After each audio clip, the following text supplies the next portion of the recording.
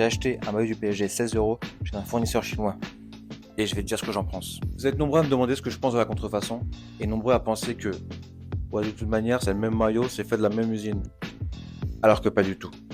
J'ai donc acheté ça. Bon, il n'y a plus l'étiquette, mais dites-vous qu'elle était au col, comme 100% des faux maillots que vous trouvez. Les vrais ont l'étiquette sous la manche, pas ailleurs. Pour comparer, j'ai pris un maillot authentique d'un Refit ADV, le vrai modèle vendu 150 € en boutique. À l'œil nu, ça peut sembler proche, mais en vrai, rien ne va. Et je vais te le prouver en 5 points. Point 1. On commence par les proportions du maillot. Regarde à la bande du haut. Il y a une vraie différence, plus de 3 cm. Et c'est encore plus flagrant quand tu mets les deux côte à côte. La couleur maintenant. On dirait que le faux à 16 € est une photocopie RVB du vrai. Les couleurs sont ternes, moins contrastées, moins profondes. Troisième point, les patchs. Et là, c'est obvious.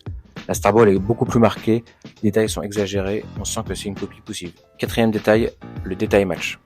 Même si sur mon maillot authentique, le détail match est une repro, on remarque que sur les faux mal faits, il manque souvent le petit trou sous le tiret entre Arena et 31. Et enfin, le dos du maillot, le flocage, la typo, rien ne correspond. Voilà, des détails comme ça, il y en a des dizaines. Et quand tu as le maillot entre les mains, tu vois le faux à 10 km.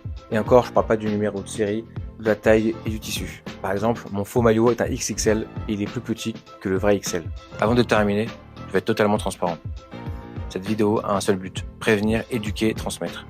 Et je sais que certains vont peut-être me dire « Oui, mais toi, tu vends des maillots avec des flocages ajoutés, c'est pareil. » Bah non, c'est justement là toute la différence. Les maillots que je vends sont 100% authentiques.